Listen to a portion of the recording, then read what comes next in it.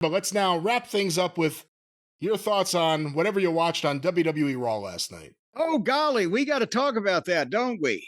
Well, let's talk about the big thing, and then we'll talk about the smaller big thing, and then the other smaller big thing, and then that's pretty much the things. But the main event of Raw, and this was for April 7th, and again, you know what it said, I love the stuff on SmackDown with this triple threat situation. Imagine that. Because it fits, and these guys are talking me into it. And I mean, even the people on the periphery, Paul Heyman is on the periphery of this thing. He can talk.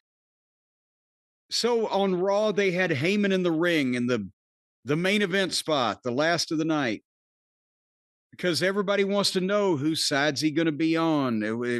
He's Punk wants him to be in his corner. What about Roman Reigns?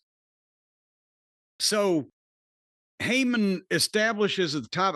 I've come here to address a couple of these things that have been going around. I want to address them in order. Number one, I will always be loyal to my tribal chief, Roman Reigns. And number two, I'll always be loyal to my best friend, CM Punk. And just because I'm loyal to both of them doesn't mean that I'm going to be disloyal to either one. And for WrestleMania, let's get one thing perfectly clear. And boom, right there, Seth's music interrupts him. And he woes to the ring again, and woes, and the people are woeing. And he's woeing right up in Paul's face. And boy, when you see Paul Heyman's face, it does make you go, whoa.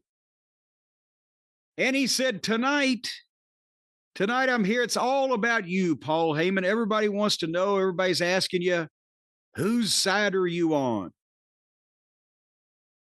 And are you on the side of your best friend, CM Punk? And they chant CM Punk, CM Punk. And this was kind of telling, or are you on the side of your wise man, Roman Reigns? And they kind of booed. They're starting to boo, which I'm sure Roman Reigns could give a shit because he wrestles handful of times a year and makes appearances every once in a while. And I don't think he cares for the money he's making. But they booed him. And then Seth told Paul that, hey, Roman Reigns doesn't give a damn about you. And he told the story of how he'd used him and given him no respect and then left him to the wolves and didn't help him. And then he did the same thing with Punk. And Seth Rollins did a great job here. This was like the manager segment that I talked about earlier when we were going over SmackDown, where it's normally up to the manager to lay out the history and the nuts and bolts and the facts and figures and dates and places and things that may trip up the average wrestler. But Seth nailed this. He drew all of the stuff we've seen. He made both Punk and Roman seem like that is related to Paul Heyman, that they were some selfish, self-centered assholes that, left him to fend for himself. So he made a good case, and Paul was selling it good with the facials and the whole 9 yards. He was, just the introspection you see in those wide, pie-shaped, puddling eyes.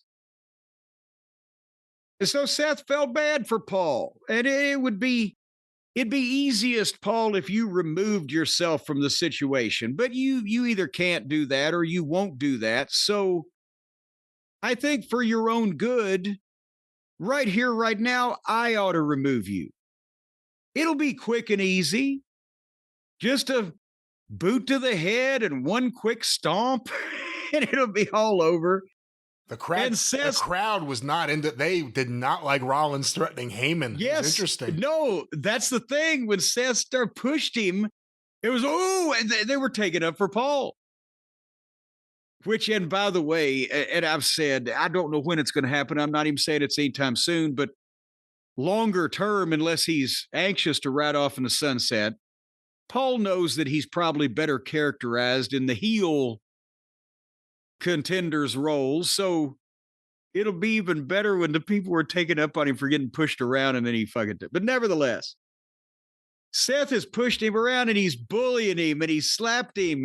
Not hard, but kind of, the insulting. And Paul bows up for the first time and says, "Don't put your damn hands on me again." And he got a pop. Now we got Paul bowing up, and Seth grabbed him by the face and pushed him into the corner like he was going to maul him.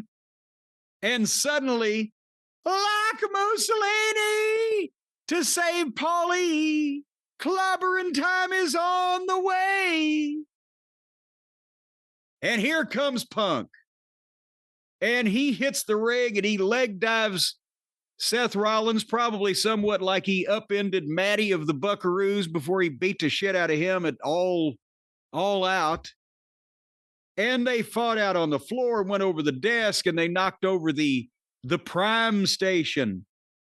Hit into the stairs, and Punk reared back and was going to try to stomp Seth on the steel stairs, but Seth rolled into the ring, and when Punk went after him, Seth stomped Punk. And Punk's selling, and Paul goes over and he's checking on Punk, and he's going, "I'm sorry, I'm so sorry," but he's right in position for the stomp. And Seth sees it. And slowly he turns, step by step, inch by, no, actually, he didn't turn, he just ran and jumped up in the air and stomped right short of Paul. And Paul went, hum. And Seth looked down at him and said, "Now you owe me a favor." Because he didn't kill him. So what in the world is going to happen next? I'm loving it as the Heyman turns. I'm loving this, Brian. Yeah, man, I don't think Heyman would end up with Seth Rollins based on the way it was set up, but would he feel obligated to? I mean, it's different when you have a favor you owe a friend versus some guy who just threatened. Yeah, no, I don't think he's obligated because you didn't kill me, so I will in turn then paint your house. Yeah, right. Maybe that works with like Swerve and Adam Page. I really don't know. No, this was good stuff. And Rollins came out of it looking strong, and he needed to. And really good. Again, like you, I wonder how long the whimpering babyface Heyman is going to be a thing. But he did bow up here a little bit. Yeah, but it always ends up with him like, on his knees crying or, yes, making the prayer symbol and crying or whatever the fuck he's doing. But good stuff. And I agree with you. I don't know how the match will go. We'll see. I'm not a big fan of three-way matches. They've done a good job of they've done a better job of building up the three-way match than anything else for WrestleMania. By far. But there's some minds involved in this too. So I have high hopes that, they're not just going to fucking drive a truck to the ring with a bed full of ladders and tables and chairs and etc. It's going to have some drama to it also.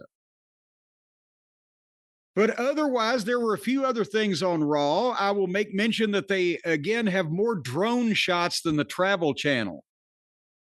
If I want to take a trip around the world, I don't need to buy a plane ticket. I could just watch Raw. They're in love with the drone shots.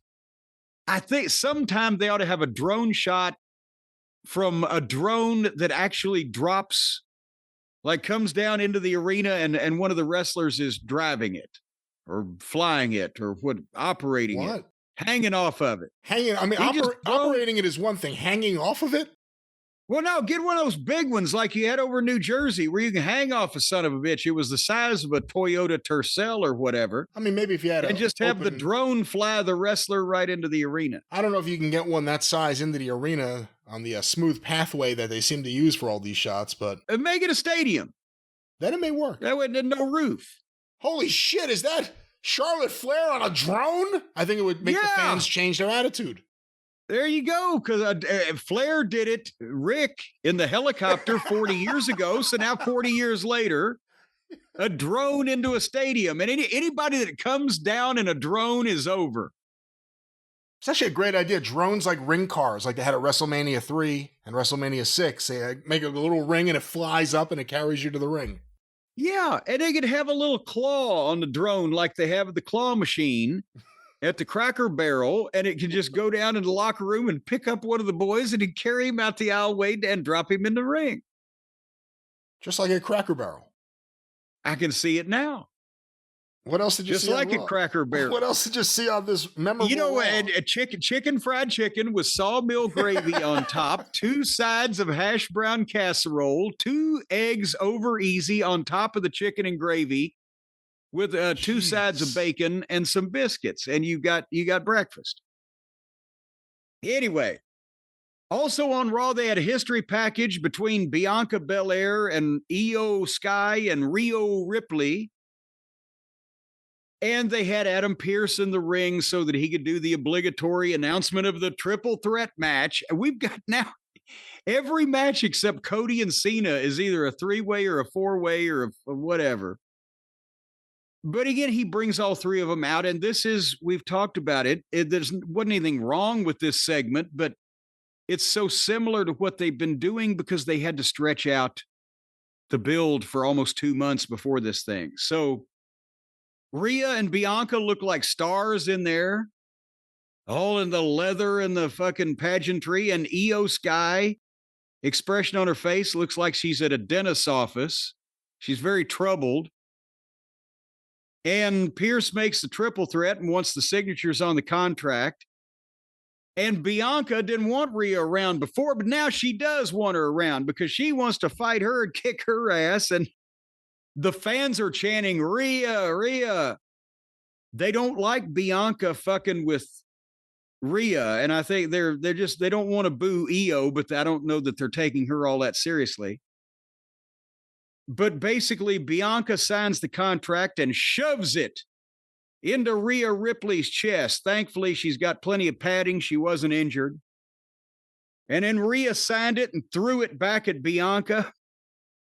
And as they're arguing for like the 4th time now, Io comes up to go, I want to say, and gets pie-faced again and just turns around and starts to walk out. But as Rhea and Bianca are arguing and involved in themselves, Io jumps up off the top rope and drop kicks both of them and knocks them goofy and signs the contract. So we got a 3-way there.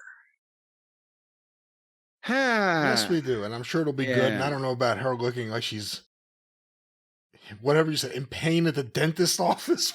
She looks like she's troubled. She looks like she's at the dentist. The dentist's office. Troubled. She's at the dentist's office. She has that look on her face like, is this news going to be good or bad? It might be painful. Yeah, Rhea was looking good. Boy, howdy. And then what about Gunther and Jay Uso? Did you watch this segment? Yeah, I did. What did you think of it?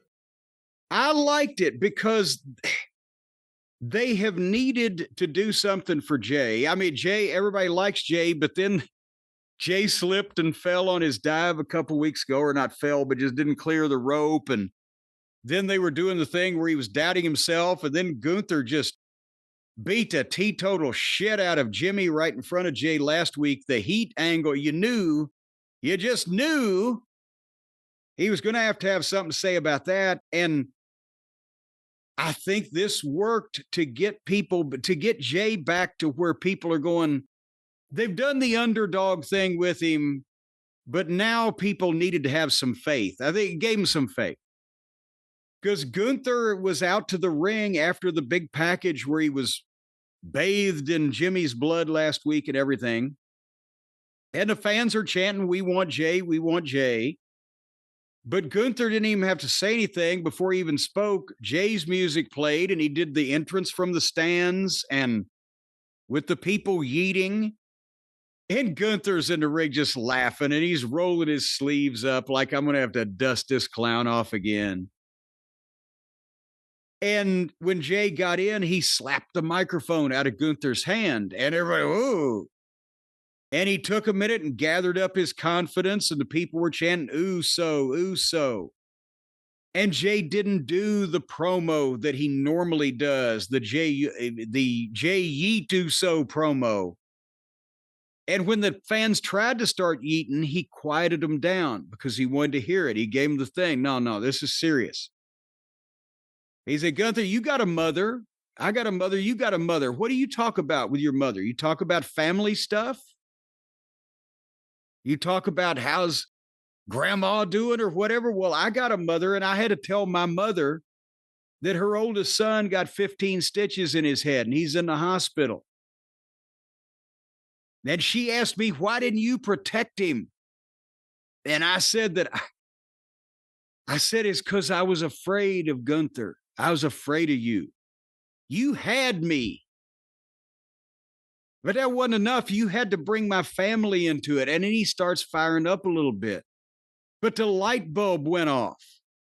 And I see this was a whole thing, but he's ended up with, or not ended up with, but he built up to, Gunther, I'm not afraid of you no more. And that got a big pop.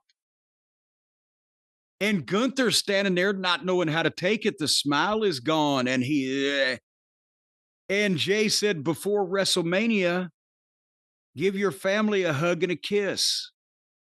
Because I'm going to ask the Lord to forgive me for the man that I'm about to become.